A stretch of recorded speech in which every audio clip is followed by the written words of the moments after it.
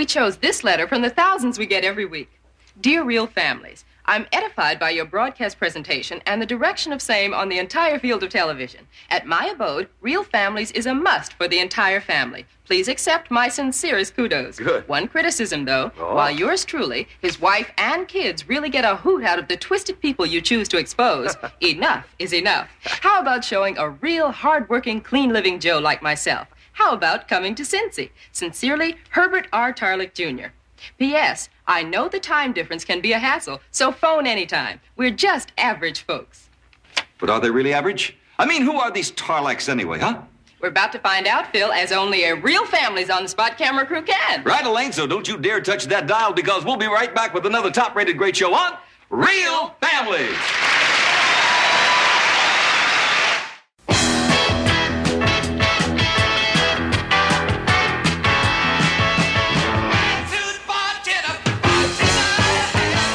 Listen up, fellow babies. It's yet another episode of Hold My Order, Terrible Dresser, the deep dive history nerd WKRP in Cincinnati podcast. I'm Mike Grasso. With me, as always, is Rob McDougall. Hello, Cincinnati. Hello, world. And today we're covering two episodes, Rob, we've both been kind of anxiously awaiting covering from the third season of WKRP, Real Families and The Baby. That's right. And we're going to start with Real Families, but before we get into the episode, what it's about, and its sort of groundbreaking format, we have a guest host to introduce today, Rob. Yeah, I'm really excited. You want to introduce her? Well, there's a story behind our guest host today. When we first started this podcast, way back in those bright sunny days of 2015, in the first few weeks, I was kind of anxious to get some great WKRP history and source material as we were covering those season 1 episodes. And so I did some Googling, and I found this fantastic Tumblr of props and scripts and photos from the history of WKRP. And it was called Carlson Industries, and it was run by Melanie Carlson. And so I took a flyer, I took a chance on emailing the person behind this Tumblr.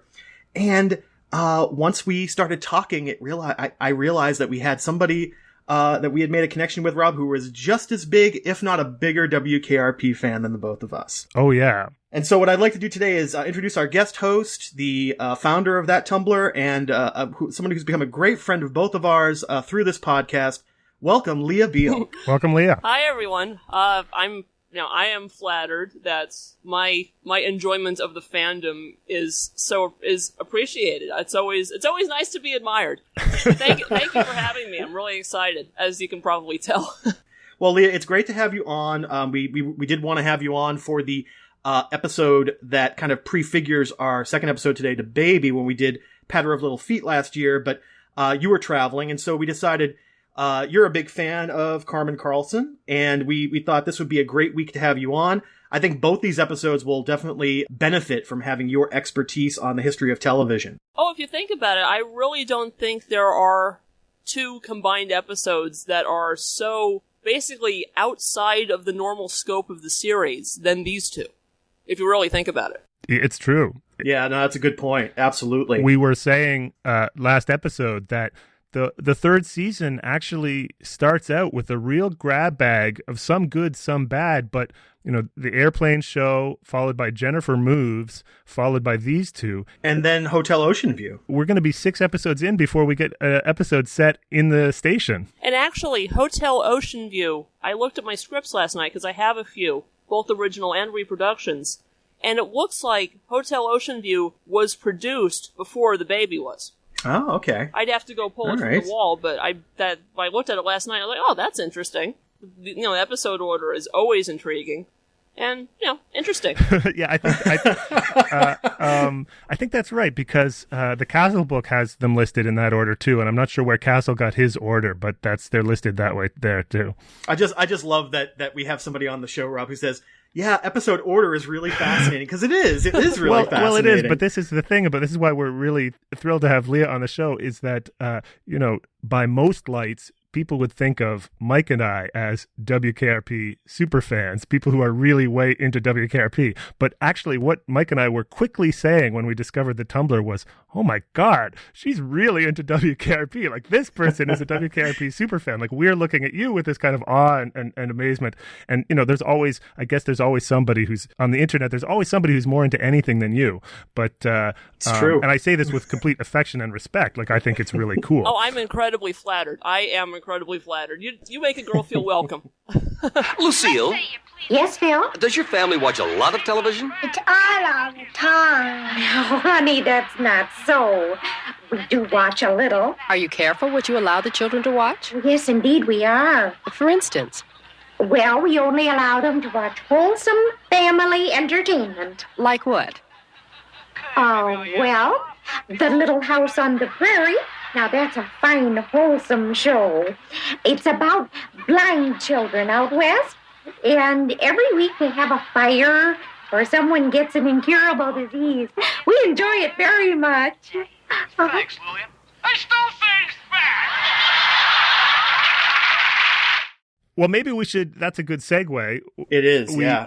The usual thing we do with our guests is just to ask them, first of all, where WKRP fits into their life, how they got started watching it, what, if anything, it means to them. And yeah. Have you been watching it all along? Is it something you came to later? What's your story with WKRP, Leah? As far as I know, I've always had an enjoyment of the show. I wish I could remember where I originally started watching it, probably as a very little kid, probably in the early mid-late 80s syndication packages. Every time a channel would pick it back up, I'd start watching and I'd get into it again. I remember distinctly, and I love telling the story, I remember distinctly when I was in high school, TNN, after it was the Nashville network, but before it was Spike, would show it.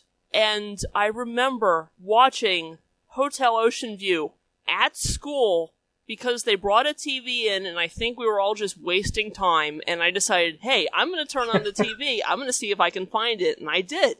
Now, it's possible if so you chose it. It wasn't the teachers didn't say, let's have the kids watch the Nashville network for Right, I put it on, and nobody seemed to object. Then TV Land showed it for a while. I got back into it with that. Yeah. And then most recently, when FamilyNet and Antenna TV picked it up for a while, I got back into that, and that's really the restart for me where I am now. That's where everything came back, and probably every time it comes back, I'm a bigger fan.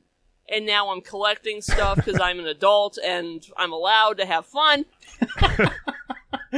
Well, your collection is pretty fantastic. I mean, you mentioned scripts, but when you asked us in the season 2 wrap-up episode last season what kinds of memorabilia we had, I'm glad Rob got to tell his little story about his PhD student giving him the picture of Gordon Jump. I still want to see the picture, by the way. What's your most treasured piece of WKRP memorabilia? Oh, I have a few, but I think if you made me narrow it down, I probably would have to say my pair of crew jackets. Oh yeah, the one that I see in your icon right here on Skype, actually. Yep. I'm incredibly proud of it. Can we just describe this for, those who are not watching this on video? It's a classic sort of 80s satin, not members only jacket, but one of these satin jackets. Well, it's like a Cincinnati Reds jacket. It's like a Cincinnati Reds jacket, exactly. A red jacket with the white piping and then the WKRP logo on the back. It's outstanding. You look like you could be in the baseball episode. There you go, yeah. I'd be way out in left field. I'd be out in the field with Les. Don't hit it to me. Don't hit it to me.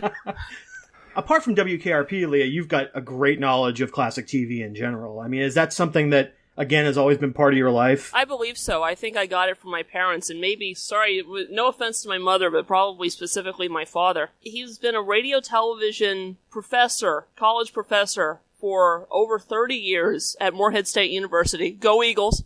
All right. I didn't realize this. So this is like the family business. That's excellent. He's been recording, we got our first videotape recorder in 1982, and then for decades before, he's been recording important stuff on audio tape reels. And we have... Oh, wow. So he has them still? Yes. Yeah. And they're all going to be... That's the sound of somebody who says, oh my gosh, he's probably got a ton of like reels in the garage or whatever. The sort of mixture of enthusiasm and trepidation with one talks about one's relatives' hoarding proclivities, I think.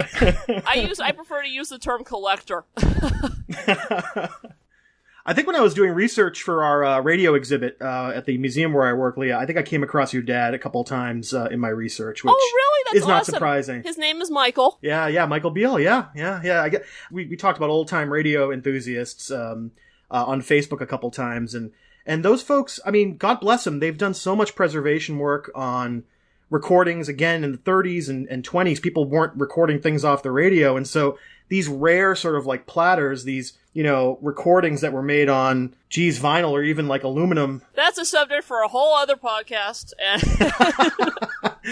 My father also worked at a radio station in his time, so it's the whole thing is ingrained within us, and I think that's part of both of our interests. It's WKRP is probably one of very few things that my entire family loves and knows by rote. We all watch Turkeys Away every year. It's tradition.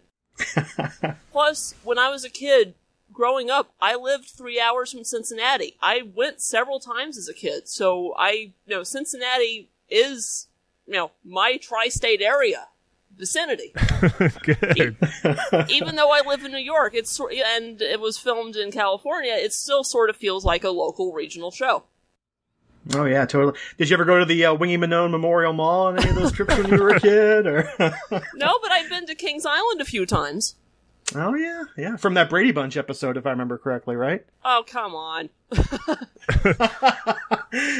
Jan! Oh, thank goodness you're here. What's all the fuss? No time to explain. Where are my sketches? I don't have your sketches. We've got the cylinders mixed. Where are yours?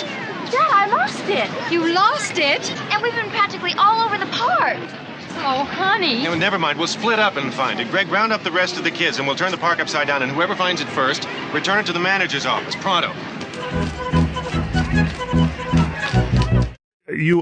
Mike alluded to this. WKRP is near the top of your list, but you are a big, just sort of vintage TV fan in general, right? Like, I know you like the old Johnny Carson show and things like this. Oh yeah, with my age, I've always ended up being interested in things that are older than me, and I think it shows. And I that's something I like doing because it's just natural to me. And what happens is, I end up having friends that are older, and people that are around my age or younger sometimes won't get my references. I've been there, yeah. Right. Hi, Jennifer. This is the TV people, national television. Hello? You're the receptionist? Yes, that's right.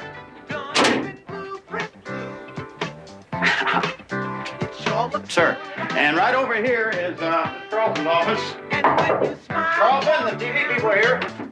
Good morning, Herb. Good morning, Arthur.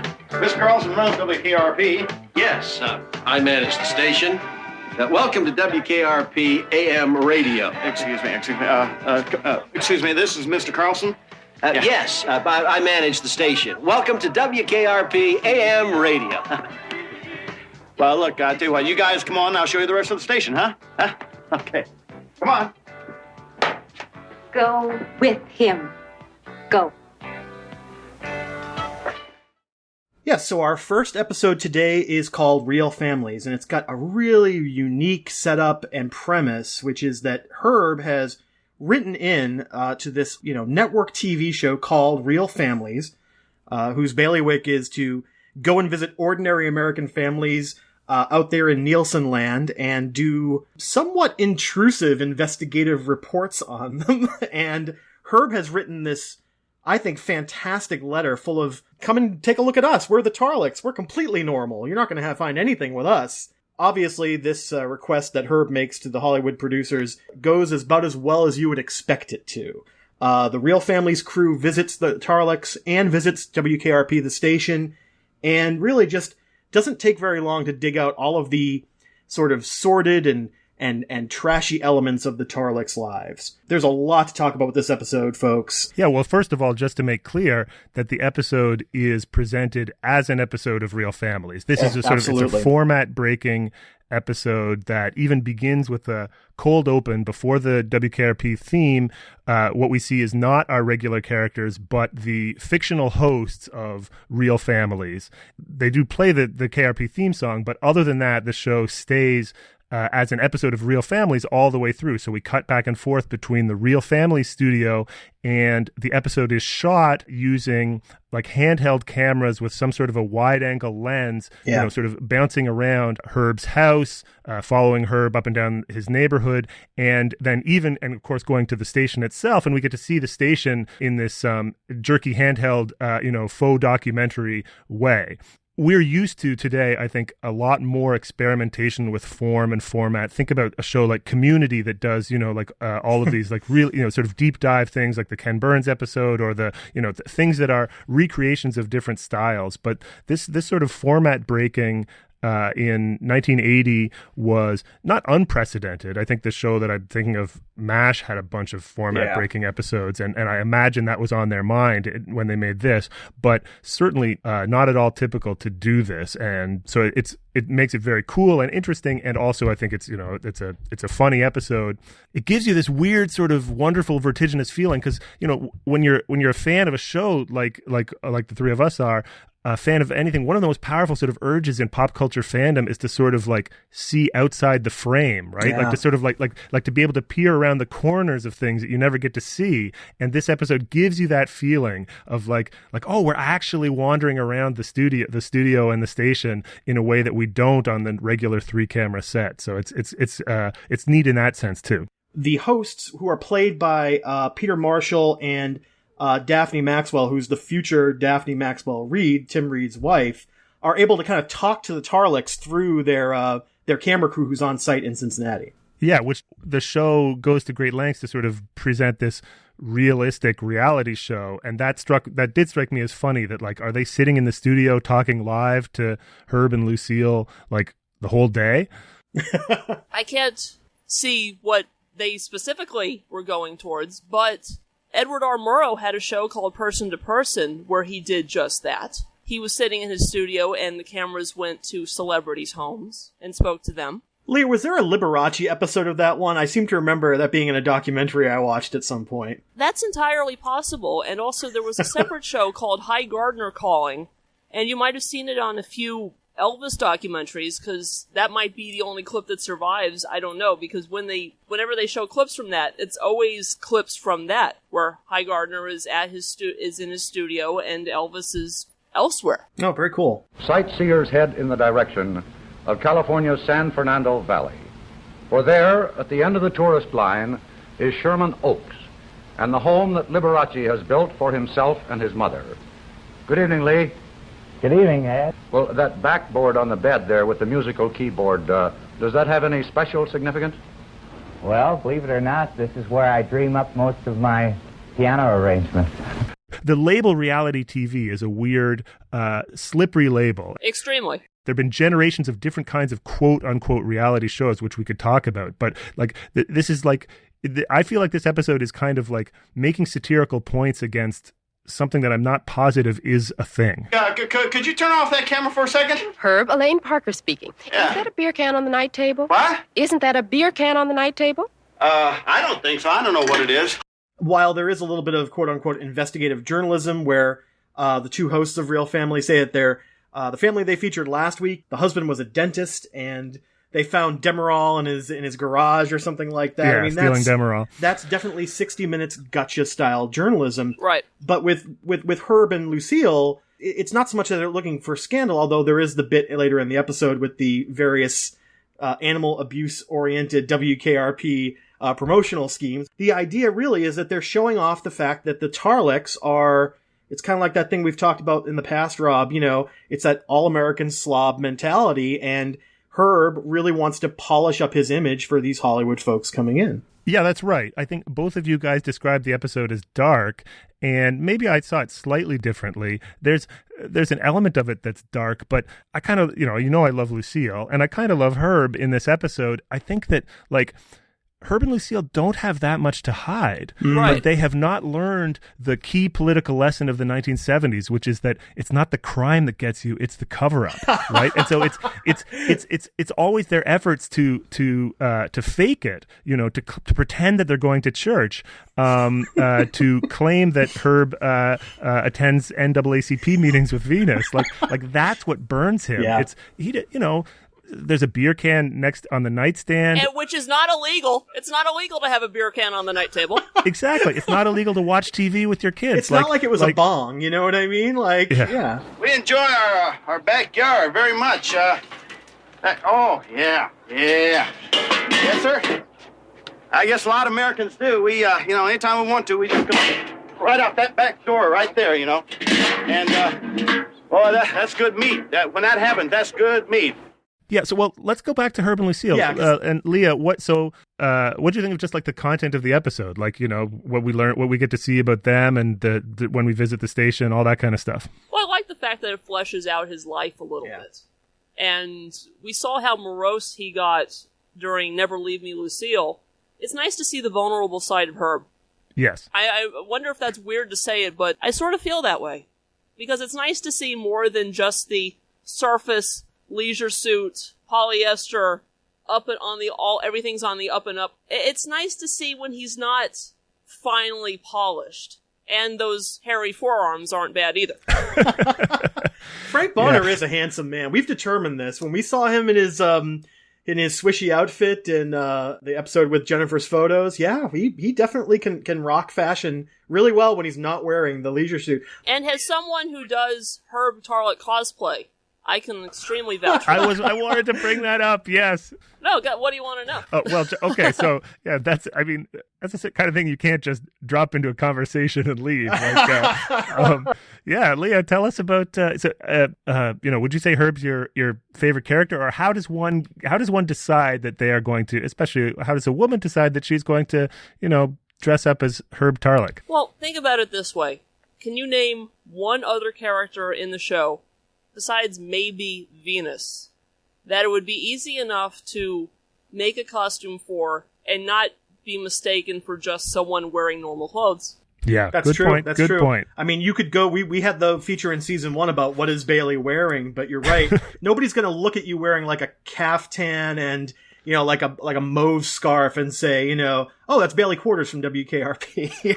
Yes, that's true. That's true. Herb has a definite look. That's right. And back on the subject of Herb being a good-looking man and just the marriage in general, like I love that, when they're pushing Lucille on her marriage, she says Herb has a great body. Lucille does a great job. They both do, but the joke is supposed to be that they look at these silly people, how much they will do to get on TV. But watching this in light of 30 more years of reality shows, right? The Tarlecks maintain their dignity pretty well, right? And Lucille in particular, the scene where she kind of defends her marriage, again, I would again say they have nothing to be embarrassed about. This would be a pretty lackluster episode of The Real Housewives of Orange County or Duck Dynasty or what have you. Herb doesn't want to talk to you anymore. He's gone to bed. Lucille, what's 11 years of marriage mean? I mean, what's it like? Well, I don't know. We have this house and we have the children. Has your marriage turned out the way you dreamed it would? No. No, it hasn't. Has yours? Lucille, have you ever thought about divorce? Absolutely not. Well, how come? I don't know. Perhaps I'm just not clever enough or smart enough to put it into words, but I know that my Herb loves me. And why do you love Herb? What's the main reason? He's got a great body. Except for the missing leg. Excuse me? Well, one of my favorite lines is her saying, after she's asked, do you think you had a perfect marriage? She goes, no. Have you? Yeah. Yeah. Lucille gives as good as she gets in this episode. It is our last look at Edie McClurg on WKRP, which is kind of sad, but she goes out, you're right, she goes out right. She goes out great. There's just so many moments where she's trying to cover that are just really cute, and they're always just, you can tell they're Edie McClurg improv. It's like, as they're piling into the Cordoba to go to quote-unquote church, you just hear her faintly going, bye-bye, we're going to pray. Yeah, I think a lot of this episode is improv. You don't have a script for this one, do you, Leah? Yes, I do. Oh, you do? Oh, neat. Are we right that they do a fair bit of improvisation in this episode? Well, I was going over both episodes since I do have the scripts for both episodes as I was watching it, and there isn't too much improv. You're right about the car, them getting shuffled into the car. I think it just says they say goodbye, and they Herb takes the doll away from Herb the Third, shoves it into Bunny's hands, and they all shuffle into the car and quietly and try to drive away. So that's good acting on the actress who plays Bunny, because she says, "That's not mine," and Herb goes, "Yes, it is." And the other, I think the person, actually, it's kind of obvious, but I think the person who does the most improv is Howard.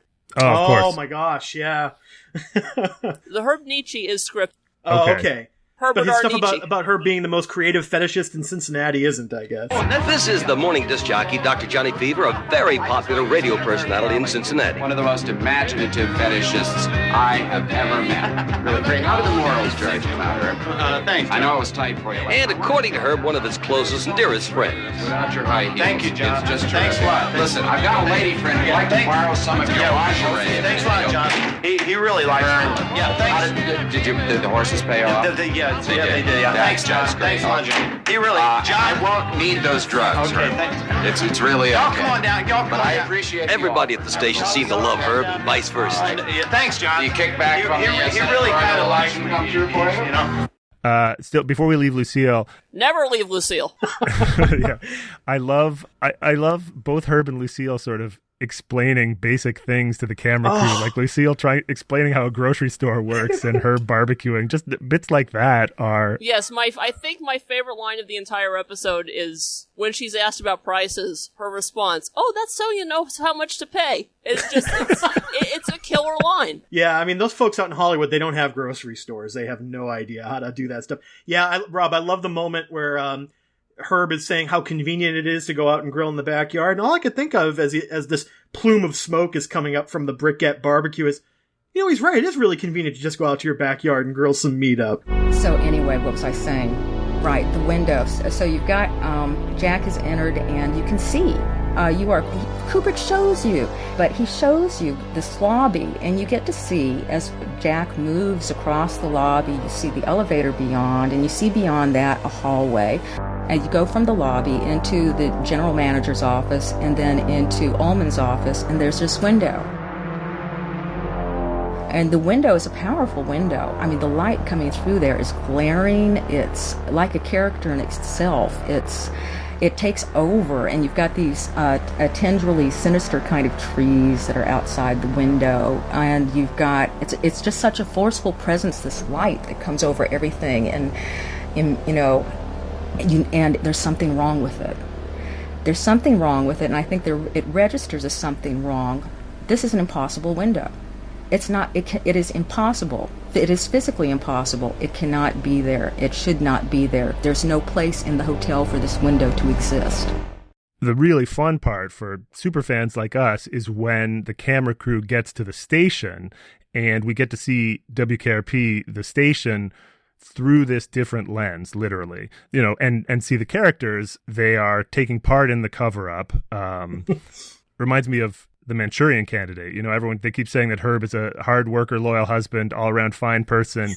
In the Manchurian Candidate, everyone has been brainwashed by the communists to say that Raymond Shaw is the kindest, bravest, most wonderful human being I've ever known. Oh, that's great. That's got to be a deliberate reference. That's fantastic. Yeah, I mean, I'm not wrong. You guys have this feeling too, like there's just something for a superfan. It's really cool to be able to see the fourth wall of the studio, or absolutely. the different angles on the bullpen, that kind of thing.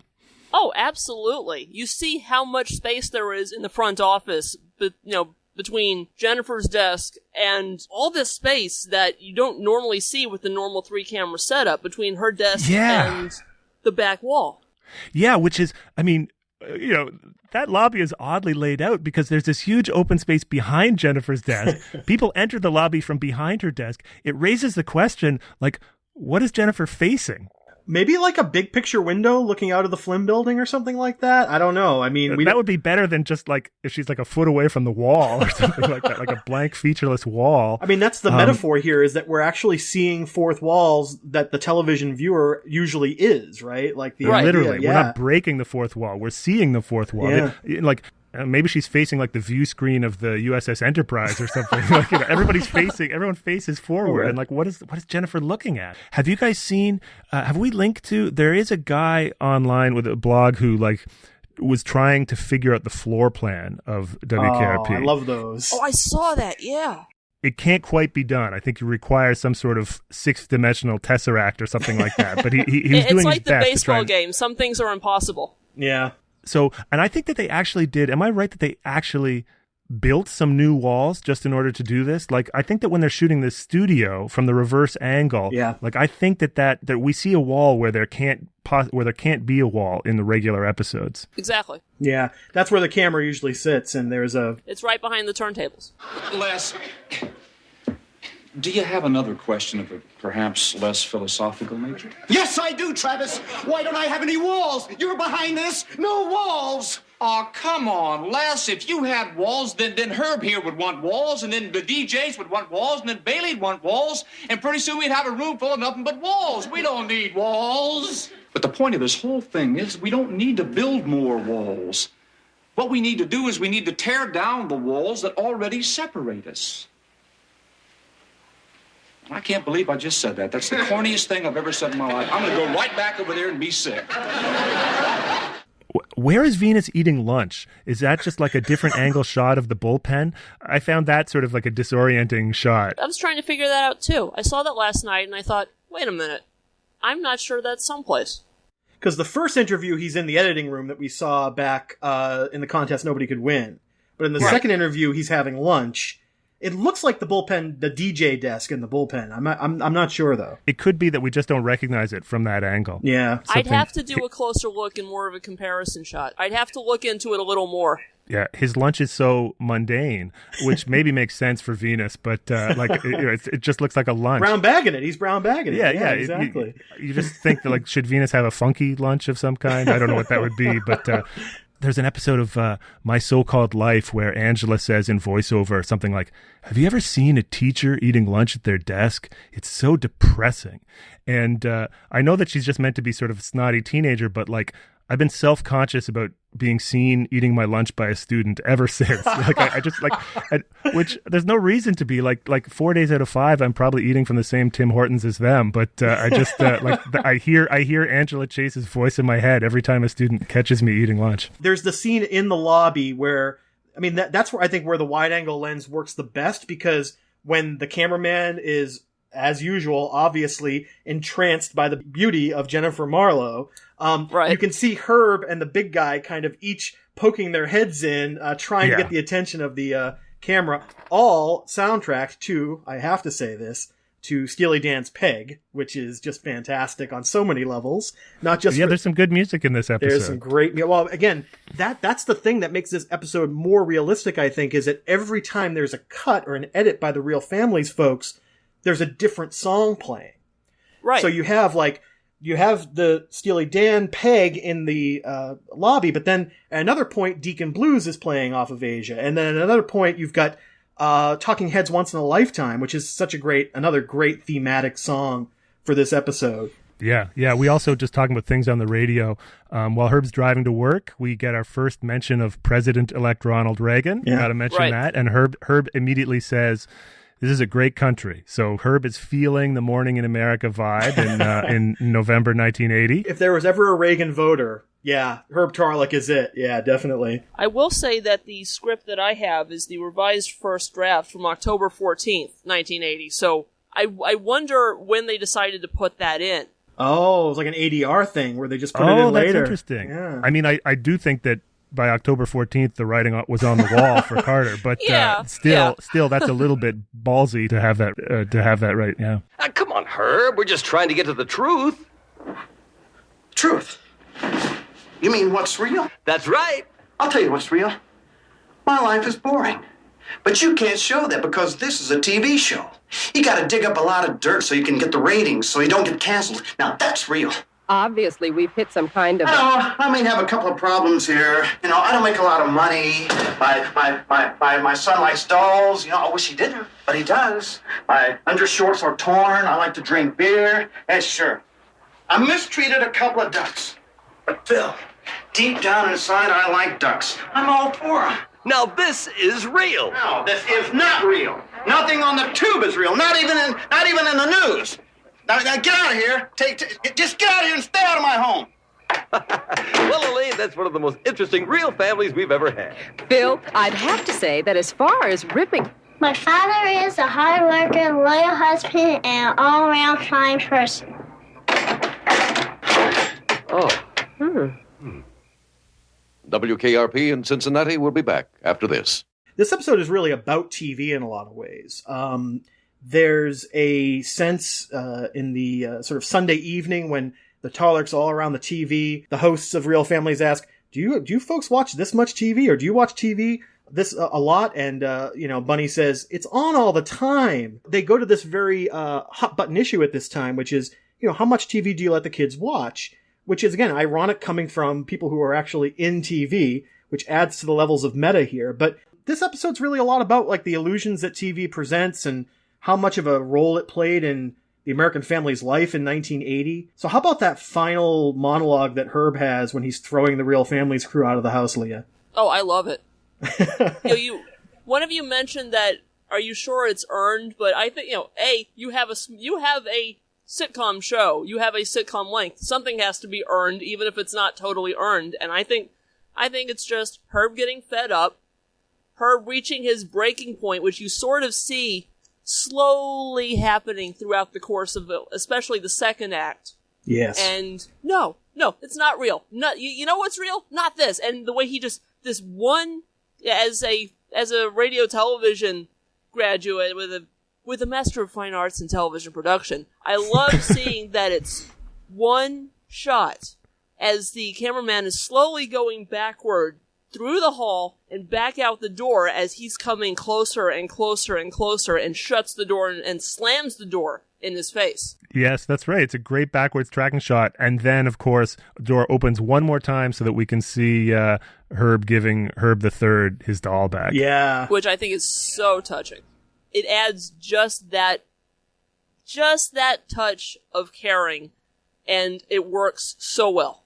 I mean, sort of Herb kind of wanting to play catch with Herb the Third and making sure that the cameras don't catch him with the doll. I mean, we talked about Free to Be You and Me last season, Rob. I mean, that's where this whole sort of subplot kind of sits, right in that sort of that range of the threatened masculinity and the changing sort of mores of the 70s and all that stuff. That whole last act, I mean, Leah, it was really great that you kind of pointed out the sort of visual impact of that, the Real Family's cameraman being slowly pushed out, because the third act starts with the Tarlocks around the kitchen table. Did you guys notice how like dark and weird that whole scene was? It felt like a David Lynch film. You mean literally dark? Like the lights are low. Yeah. Well, if you think about it, a lot of TV shows, you always have this table set up where everybody is sitting on three sides of the table and there's no one with their back. With the fact that, I believe it's Bunny, who you're sort of seeing from the side and who the camera is right next to, that, I guess it makes it a little bit more real, since you're not seeing her sitting next to her brother so that everybody's face is clearly shown. Yeah. Right. Like at the going away dinner for Johnny, for some Right. reason, it's like the Last Supper. They're all sitting on one side. Yeah. Story goes, at least according to Michael Castle, that people didn't get it. People were confused by the format breaking and the cold open, and changed the channel because, WKRP moves around its time slot all the time. So people tuning in, thought this was a different show. According to Tim Reed, apparently Peter Marshall, who's playing the host of this show, says that his mother called him and said, "Peter, I don't think you should do this show. I don't like it." I mean, it wouldn't have been outside of Peter Marshall's wheelhouse at that point, right? Because he's done, all of these game shows. He's done sort of like, one-off type shows. So it wouldn't have been unexpected to have him do something like A Real Families at some point. I wish I could have remembered or sort of had it in my head to ask him about it when I met him as a college freshman. Oh, you met Peter Marshall. That's awesome. Awesome and weirdly specific. Like a lot of people our age could meet Peter Marshall and not be aware of it. But that's really cool. Well, I have a story about it. I actually skipped a college function to go see him. He was signing his book backstage with the original Hollywood Square, and I saw it and I went, I have to go to this. I am going to this. But then my honors college class said, oh, and we've got everybody tickets to this play called Yellow Man. I mean, I love the theater, but let's see, a play I've never heard of versus the master of the Hollywood Squares. Who's going to win? You got to have priorities. Right. I fake a doctor's appointment, and I go, and I bring not only a book, I bring 2 game show books. I also bring my stereo copy of the cast album from Skyscraper, which he was in with Charles Nelson Reilly. And so he signed all of that. Incredibly gracious guy.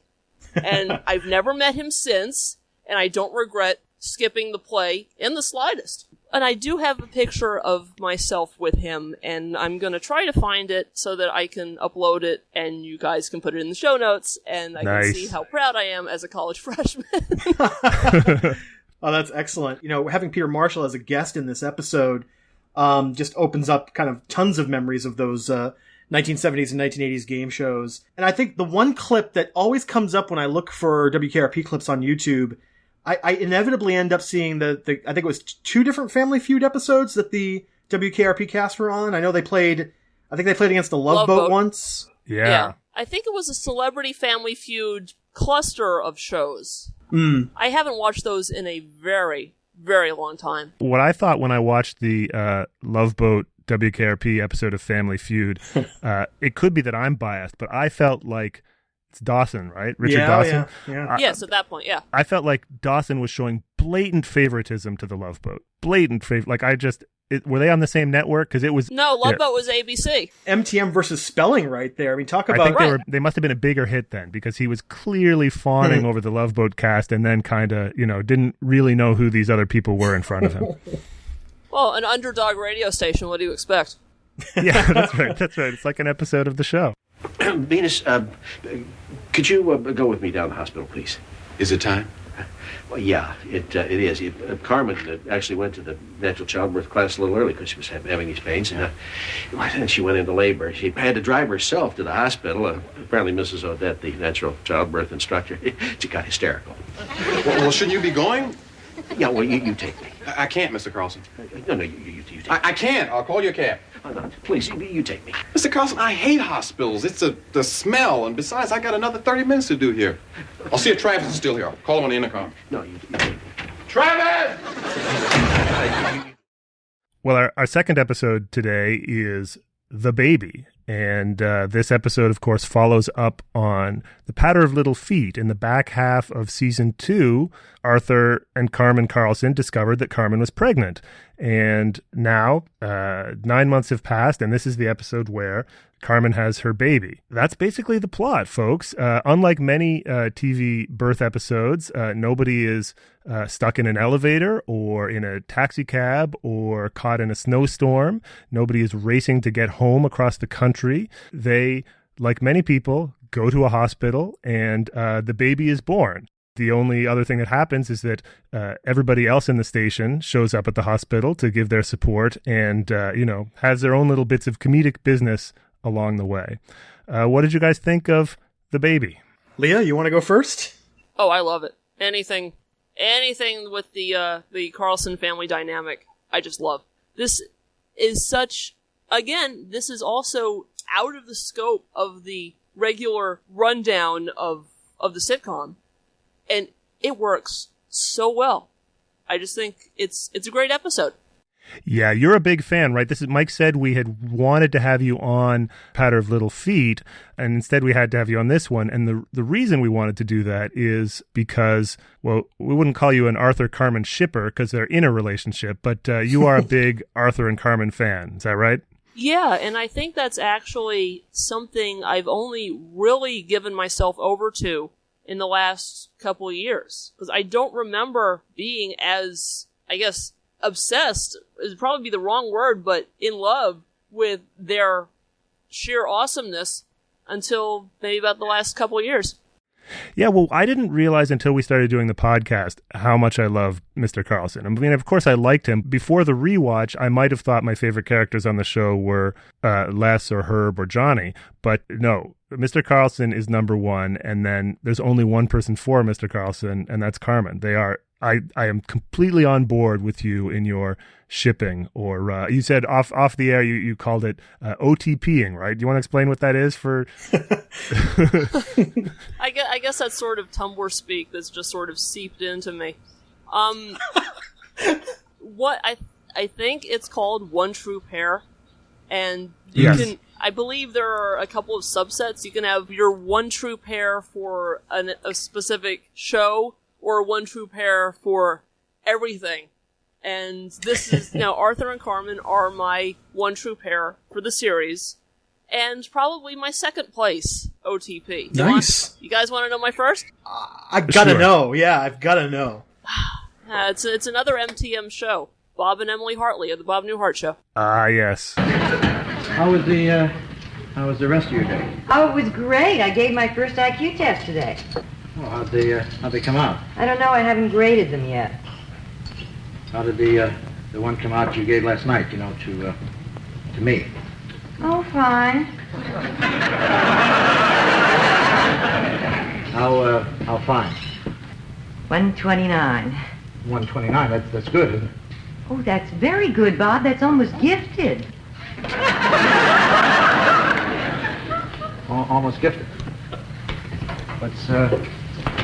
What's yours? Oh, it's not important. No, I know it's not important, but what is it? I'm embarrassed. Well, honey, don't be embarrassed. I had 4 more years of college than you had. I'm PhD.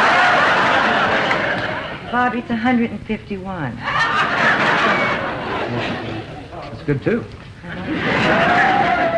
They have such a great comfort. I think that the commonality between both of those relationships is just how believable and comfortable both those couples are. Oh, absolutely. Like, they are lived in relationships. There's so much left unsaid, and they're both so comfortable with each other, and they have Bob Newhart and Suzanne Plachette have such great chemistry throughout that entire series. I mean, we don't see Arthur and Carmen as frequently in WKRP as obviously Bob and Emily are in every episode of the Bob Newhart Show, but there's so much left unspoken. You know, I think when we did Patter of Little Feet, Rob, I said how dorkily excited the two of them are over everything, and sort of how believable that relationship is.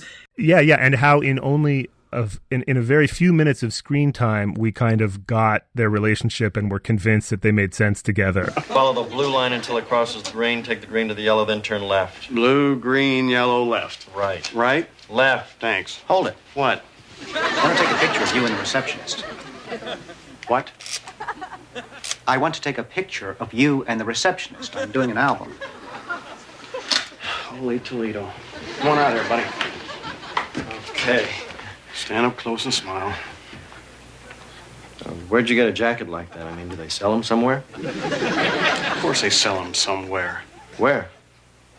Yeah, I tell you, you tell somebody else, and pretty soon the whole world is dressing like me. So everybody comes to the hospital in these waves. It's a TV convention, right? That all of the characters, everyone who works at WKRP shows up to Carmen's delivery, and nobody else in their life comes. No family, right? Yeah. Who's taking care of the little guy? I like to imagine that there is a definite reason why they didn't have little Arthur or Lillian come over. They just didn't want them there. Yeah, no, I don't think you want. I think maybe little Arthur is with Mama, or they have a maid, they have a housekeeper probably, watching little Arthur. But I feel bad that Carmen has no friends or relatives. But it's nice that how close are Venus and Carmen, or Johnny and Carmen? It's nice that they came. It is, yeah. Don't you realize that by now? All she needs is Arthur. Yes. Aww, that's really sweet. Yeah, and actually, and clearly everybody is there. the reason the cast is there, the person who needs support is Arthur, right? Carmen's got it under control. That's kind of it. I was just going to say that's the main through line of this episode, is that the big guy is kind of dealing with that sort of, can I be in the room while she's giving natural childbirth? He kind of bounces back and forth between being with the obstetrician and being out in the waiting room with Bailey and Jennifer and some of the other folks from the station. But yeah, they're there to support Arthur. You're right. Dr. Peters, call your pool man. Dr. Peters, call your pool man. Carmen! Oh, hello, Arthur. I went up to your room. You weren't there. You all right? Oh, I'm fine. Hi, Miss Andy. Carlson. Then why are you in a wheelchair? I don't know. Look, a wheelchair. Yeah, I see that. What happened? This afternoon, I started having pains, and by the time I got to my class, I knew it was time. Yeah, I understand Mrs. Odette got hysterical. She threw up. Okay. I can bring you in here now. No, wait. Where are you taking her? In here. Oh. So yeah, most of this episode, of course, is set not at the station, but in a hospital. And am I right? The story is that they borrowed a hospital set from like a soap opera or something? Well, if I can quote Castle, let me find the particular page. There was a hospital show that had just been canceled, a soap or something, so we got to use their set. We went into a hospital, and we went up and down the halls and visited other people in other rooms. It was kind of fun. I enjoyed that. It was different. We didn't do it with an audience. And I believe that's quoted from Blake Hunter himself.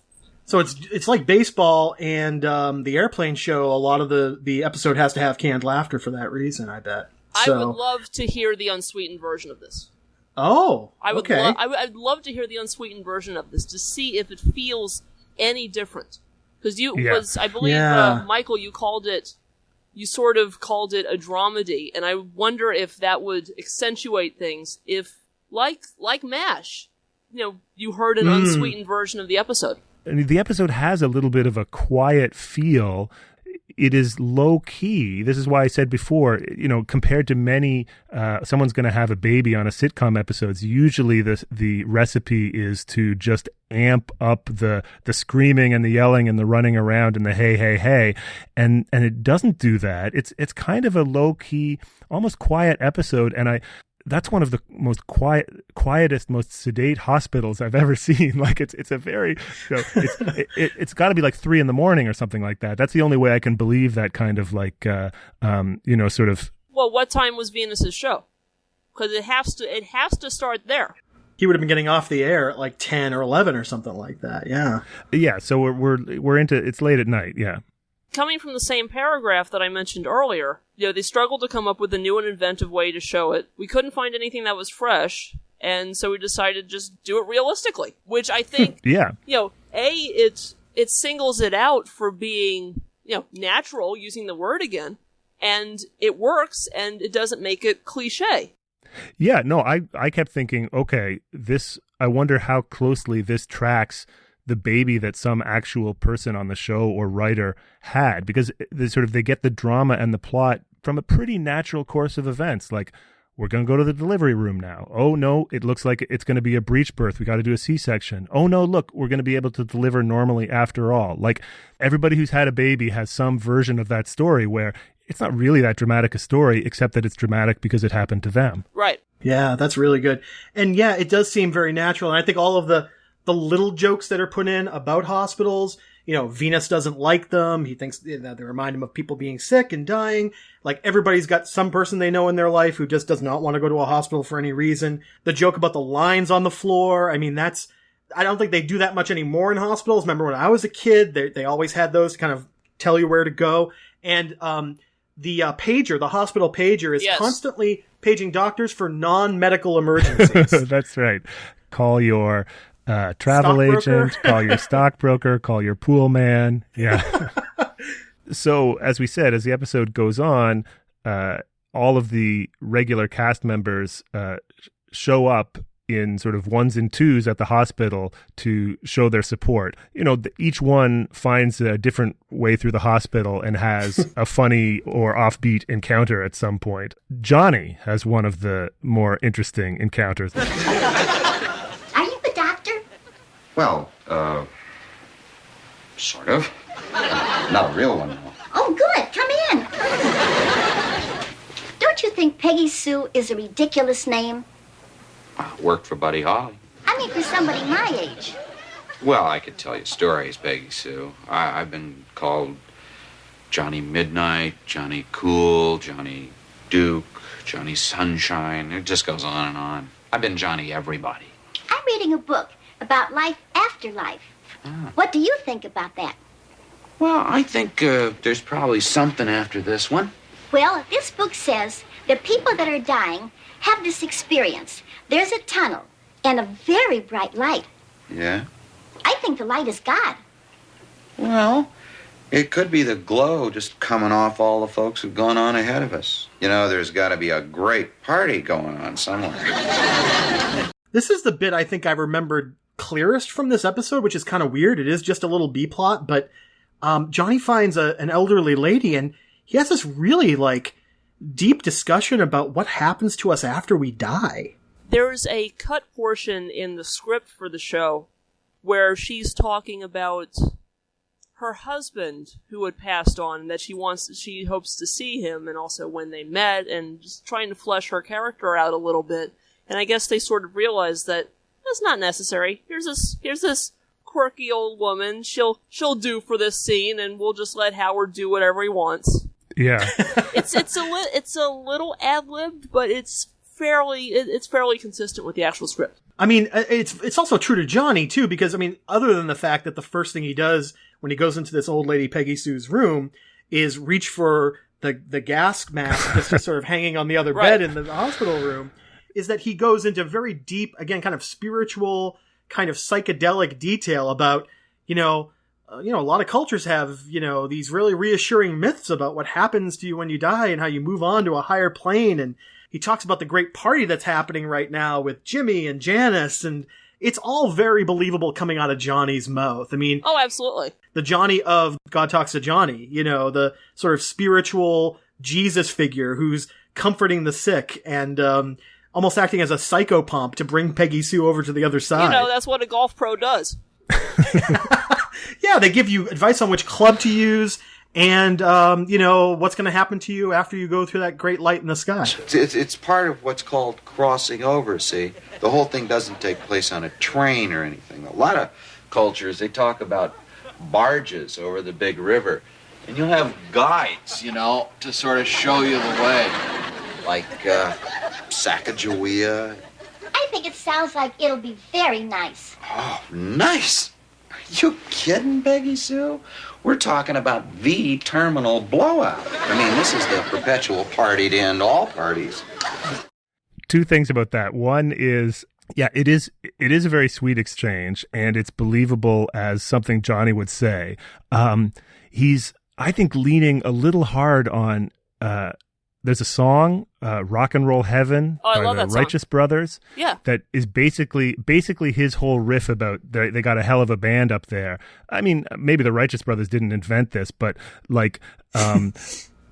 Johnny can't not know that song. And so I did think on the one hand it was sweet, and on the other hand it was sort of like he was stealing from a song in order to comfort her. It's as if he can presume Peggy Sue doesn't know the song, but for him to sort of spin all that out with a straight face, it's like Mike, if you were dying and I said to you, we didn't start the fire, Mike. It was always burning since the world's been turning. We didn't start the fire. We didn't light it, but we tried to fight it. And basically, if Peggy Sue could, if this is anybody but the Righteous Brothers, he's stealing their bit. Well, two thoughts on that, Rob. First of all, if you did that, I'd be very comforted by the words of Billy Joel sending me off to the other side. Oh, of course. The second one is that Peggy Sue herself is a reference to classic rock. Is a classic rock reference, yes, of course. Worked for Buddy Holly. My question is, did Peggy Sue die that night? Oh my God. I remember the episode, Rob, that she actually died. That was my faint childhood memory of this. That's a strange thing, Mike. I had the exact same thought, but when I was watching it as an adult in the past few years, there is no indication of it in the script. I'll note that after Venus gets Johnny out of there, there's no mention of her anywhere in the script. It doesn't say anything about how, Johnny discovers that she's passed. I think it's just one of those weird things, one of those weird mental phenomena that you invent in your head that, oh, wait, the normal course of action, that must mean that, talking about death with an old lady, and then the theoretical script dictates that the person must die. Yeah. You're right. I was going to say, that's a much more rationalist explanation than sort of the Mandela effect Berenstain Bears that you and I slipped in from an alternate dimension. An episode where, in this episode, actually, Peggy Sue does die and we see it. But you're right. It's such a trope that we're so familiar with it that we expect that to be the end result of this little B-plot. The fact that it doesn't happen is a bit refreshing. We kind of have the effect anyway, and it would have been heavy-handed to, have a scene where her eyes go dim, or we see the empty bed or something. Like there's no... Yeah. I think you're right, that it kind of is actually more elegant this way. Although I completely had the same memory as you guys. I just assumed that she died. Mr. Carlson, come here.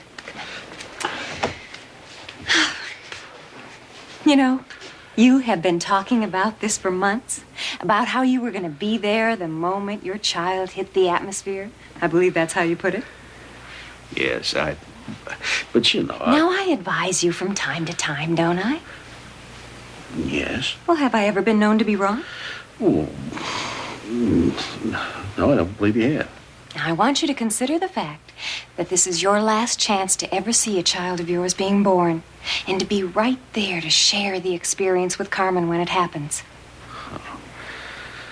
Now, I want you to weigh all the pertinent factors. Mm-hmm. And then I want you to screw up your courage and get your little derriere back there in that delivery room, okay? So like I said, this episode is really built on the drama of ordinary life. Having a baby is an ordinary event, a very powerful dramatic event, but an ordinary event. The story here is, it's not wacky, it's not zany, it's kind of real. The question is Arthur going to be in the delivery room with Carmen when she has the baby?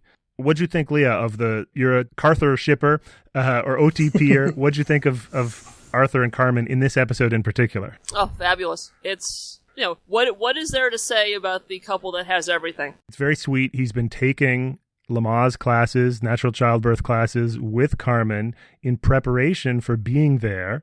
10 years earlier, when Arthur Jr. was born, men didn't do that. And so this is a cultural transition that's happened in the time between, little Arthur is born maybe in 1969 or so, and this baby in 1980.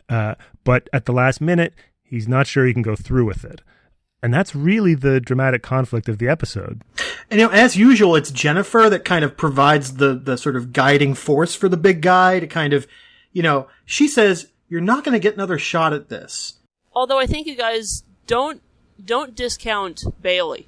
Yeah. Oh. Because she's sort of sitting behind Jennifer and looking, directly, in that first scene with the three of them, she is talking along with Jennifer about, supporting him. That's what those classes were for. Oh, yeah. And in the other scene where Jennifer goes, you want to hold hands, well, Herb is asleep, Les is reading a newspaper, Johnny and Venus are wherever.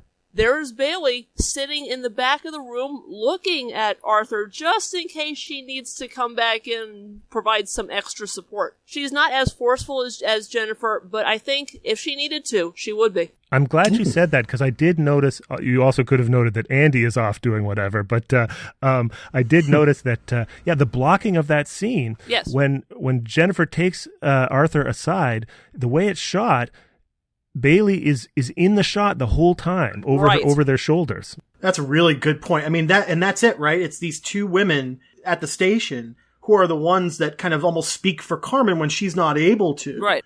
When she's, obviously busy in the midst of labor. Jennifer and Bailey both are the ones who give Arthur the moral support that he needs to make the right choice and do the right thing. And I think there's also in the script, there's a great cut line that sort of fleshes out how much he cares about Carmen. Right after Jennifer goes, "You want to hold hands?" Arthur says this, "Let's just sit here and wait. You know the old joke where the fellow says, 'I've been happily married for 3 years, but 3 out of 30, that's not bad.' And everybody laughs. I always think that's sad.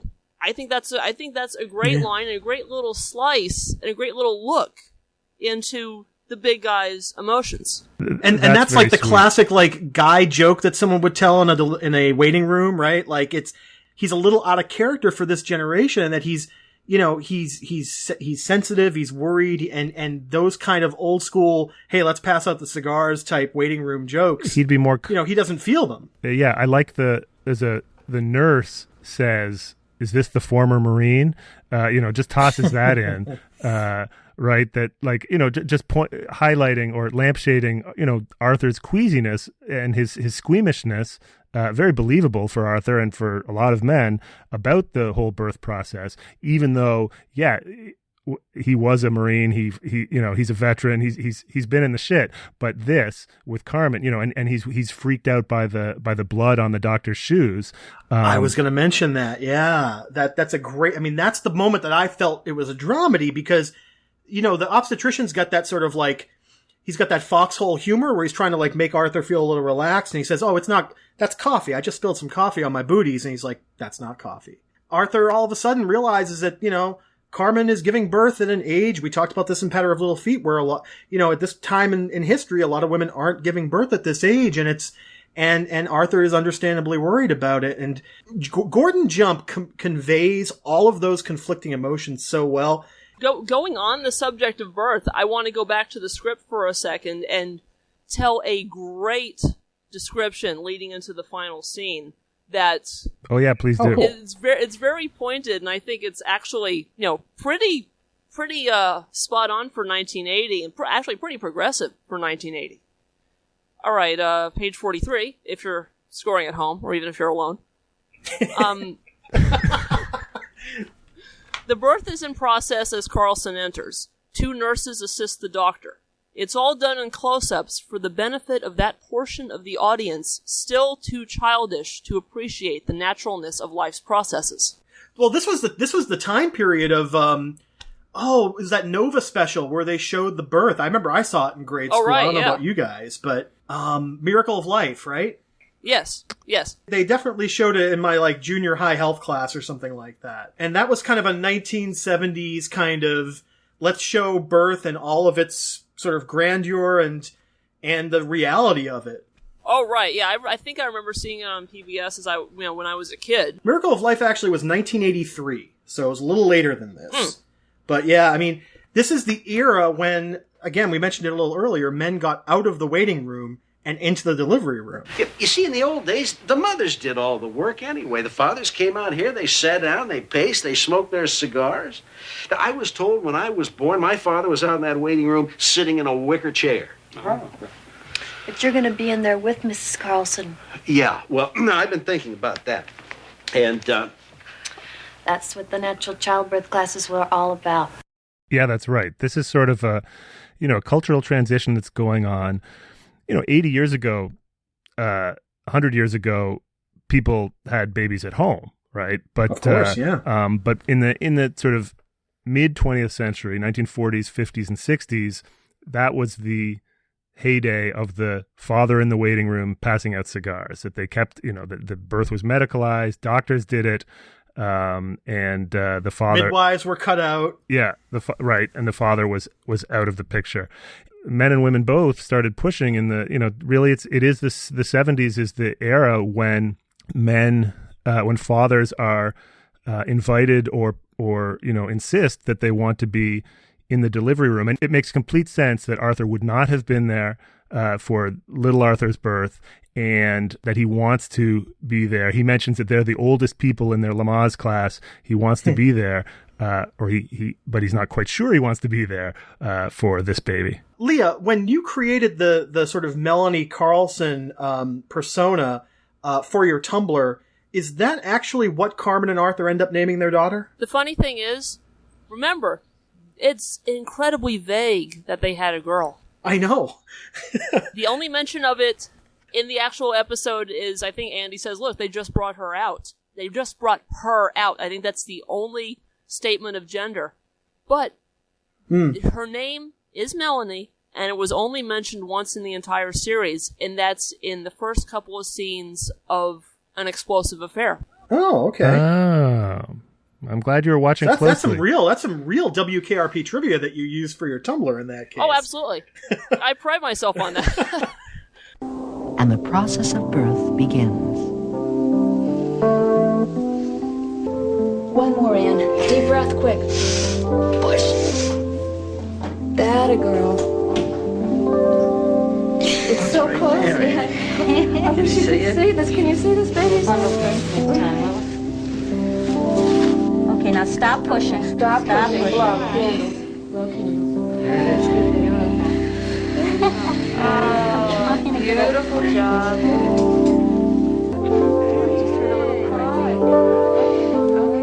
Nothing's little about this baby. It's a stomach. Another girl. Do you guys have any sort of stories about like your own births that you've heard over the years from your moms and dads? Do you know, Leah, was your dad there when you were born? Yes. My mother is nodding her head. Yes. Good man. Do you want to go? My dad was up to the point where I had to be delivered C-section because I was a breech birth. Unlike Melanie, they could not move me around, so I had to come out in the manner of Julius Caesar. Yeah, well, I was born earlier in the 70s than Mike, but I didn't have to touch base with my mom because they tell this story every year on my birthday, and it kind of seems like a sitcom premise in a couple of ways. First of all, there's the race to the hospital aspect. I was actually born like 6 weeks premature. My mom's water broke while they were driving up to the cottage, and so they're like stuck in traffic on Highway 401, which was then and is still the worst drive in Canada, the worst traffic, the worst highway in Canada. And so they had to turn around and drive back through Toronto a couple of hours to the hospital because they wanted to be at their hospital since I was coming so early. And I don't know, there's lots of twists and turns to this story. The doctor tells him to stop at a liquor store. They call the doctor. He says, stop at a liquor store, buy a bottle of rum and drink it because that'll slow down your contractions. And my mom's like, yeah, I know, 1971, folks. And she says, oh, I don't like rum. Can it be rye? And he's like, yeah, it can be rye. That's fine. And so they're driving back through Toronto on the 401. This is my dad, my mom, my Aunt Kate, and my sister, who's like a 2-year-old. And they've got a trailer behind them, and it's, as I said, this terrible traffic, and my dad's white knuckled, and and my mom is happy and sing because she's looped by this point. She's drunk and she's singing and all cheerful. But then they get back to the hospital. So that there seems like something from a sitcom. Then they get back to the hospital. And the rye has worked too well because now contractions are so slow that it's going to be hours. The rules are, this is early 70s, the rules are that my dad can't stay there, but their doctor breaks the rules. He says it's going to be a couple of hours, you're just going to have to sit here. So my dad is a PhD, he's a professor, so he introduces my dad to the nurse on call as Dr. McDougall, thus allowing him to stay. He says Dr. McDougall's going to stay here with his wife while they're waiting. And so now, by all laws of sitcom justice, if you introduce yourself as a doctor in a hospital and then the real doctor goes away, what happens next? Well, obviously, they're going to be asking Dr. McDougall for advice. Something's going to happen. Somebody else goes into labor and the nurse comes running in, Dr. McDougall, Dr. McDougall. And unlike a sitcom character, my dad did not try to fake it through an increasingly madcap set of calamities. He immediately said, I'm not that kind of doctor. But so he did manage to be there for my birth. No story either Leah or I now will be able to match that one for its You're right, that's a classic sitcom birth. Yeah, absolutely. I come by this honestly, yep. Well, I think it makes sense that my birth has a little bit of the in search of sort of quotient to it. Cincinnati Triangle? A little bit. Well, I mean, you know how, again, we're talking about the 70s. There's a lot of stuff that was in vogue at the time. So my mom's obstetrician, he actually specialized in like prenatal diabetes, but he was also into a lot of the experimental stuff that was going on in the 70s. And so he said, well, listen, we could give you painkillers, but maybe we could try hypnosis during your birth to help with the pain. My mom very wisely said, no, I don't think that's for me. I think I'd rather have online available to me an array of painkillers if necessary. Drugs. But there was a time when people were thinking, well, we could probably manage the pain with biofeedback and hypnosis, and that will handle it for a very difficult breech birth. And it explains so much when I heard that story that apparently people tried to use like new age medical techniques on me before I was born. Yeah, it must have been, gosh, I don't envy our mother's generation having to deal with like, new age counterculture medicine. Is that better or worse than having, I guess, than, sort of 1950s, old school medicine? But Leah, what about you? Do you have any, family stories about your birth? No, not really. I'm really bad that I'm really not interested in knowing, because it's just my mother was a childbirth class instructor for 16 years. Wow. After I was born. And I ended up going a lot of times and just hanging out at class and, not watching the videos, just sort of, hanging out, taking in some of it. So I don't intend to have children, but, if I do, I sort of know how to do it. So in a pinch, you can be the person in the sitcom, like the guest star, who's like, all right, the doctor can't make it. We're all stuck in the elevator. I'm going to deliver this baby. All right, sure. Yeah. give me my scrubs and I'm good. Play.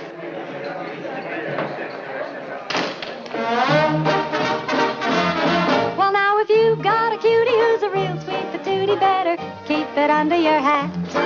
Just remember curiosity and fables of old killed the curious cat. Supposing you love a laddie who's a sweet sugar daddy, better take in the welcoming mat.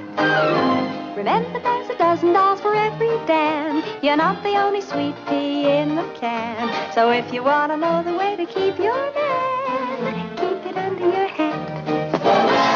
Keep it under your hat. Another reason why this episode was such a good choice for us to bring you on, Leah, is that given the fact that you love Carmen and Arthur so much, you also love the actress who plays Carmen.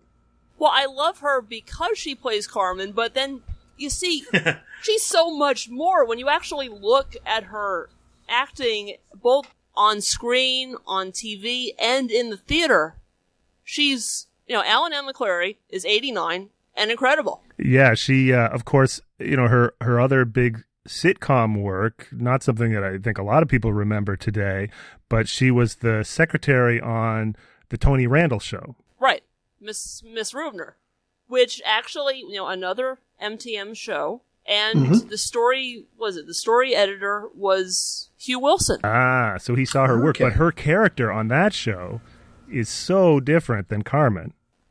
I like to say she's good at being bad and great at being good. That's good, yeah, because the joke on the Tony Randall Show, Randall played a judge, and then she's like his, how would you describe her? She's just like super mean, right? She's just like obnoxious, and she's like his foil, his constant sort of nagging foil. Right, there's a TV Guide article about her from, I believe, early 1978, when Tony Randall Show was in the middle of its second season. And they go on about how, here's this very finely dressed woman in her late 40s, and she looks nice, she seems nice, she is completely not the type of person we want to be this spinster, angry, closed up secretary. She puts her hair up, she screws her face up, and she comes back, and, she starts being incredibly stern with them, and they go, oh, yeah, that's who we want. We can link to some clips of her on the Tony Randall Show, and because she's really funny and she's completely not Carmen. And then going even farther back, McCleary was like she was like a Broadway actress, right? Or like musicals and singing and dancing and everything. Right. You know the song "Once in Love with Amy" from Where's Charlie? As long as there's no follow-up questions, I do. Oh, no. She's Amy. She originated the role of Amy on Broadway, and she's also in the film. Okay. And was she also in the Calamity Jane film as well? Yeah, that was the second clip that I sent you guys. Yeah, we'll link to that so you can see, if you want to she's doing, it's sort of like a burlesque old vaudeville kind of show. So if you want a good look at Carmen's gams as she's dancing around the stage, yeah, she's a triple threat. She's done so much more. She was in All the President's Men for 68 seconds. She was one of the she was one of the people that Woodward and Bernstein interviewed, and it was like a dead end or something like that.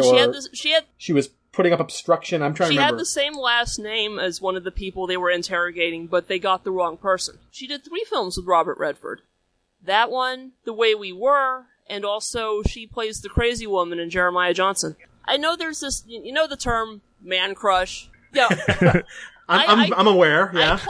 I call my enjoyment of her a lady crush, because I just, I think she's so amazing, yet there's not enough of her that's really around. I mentioned this in the comments for Goodbye Johnny. The promo for the evening, it starts out with Goodbye Johnny, then there's, I think, a promo for another show, then a promo for Lou Grant, and she's the guest on that episode of Lou Grant. So she was doing a lot of TV in the late 70s. I mean, she had guest spots on a lot of shows, and they were all MTM shows, it seems like. Well, not all, because maybe a few weeks before this episode aired, she was on a 2-parter of Barney Miller. Jesus. This is like all of the best shows of the late 70s, too. Yeah, she's...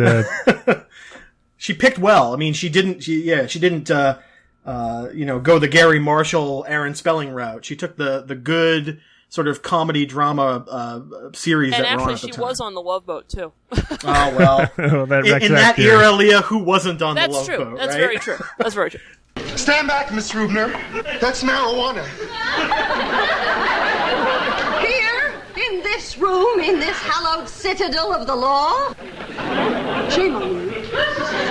You too, Jack. You're a member of the American Legion.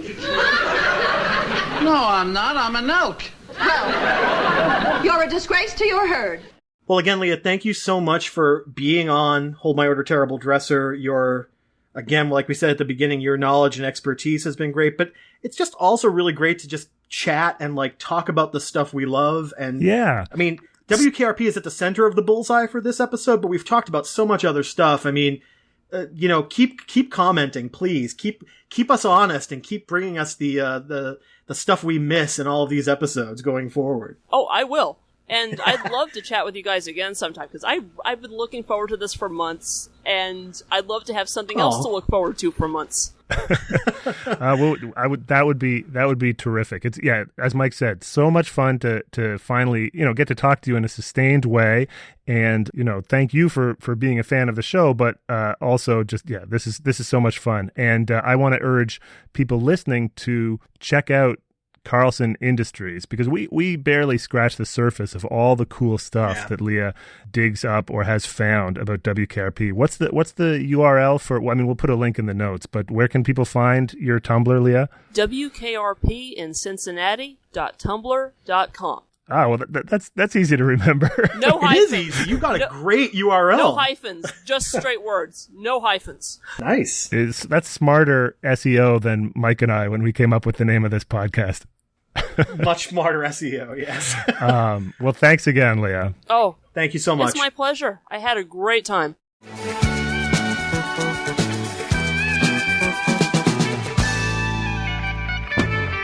Hey, thanks for listening, everybody. We'll be back again soon with more WKRP riffs and memories. If you like this enough to listen to the whole thing, tell somebody about it. You can find us on iTunes, on Stitcher, on Facebook and Twitter, and at holdmyorderterribledresser.com, which wasn't taken.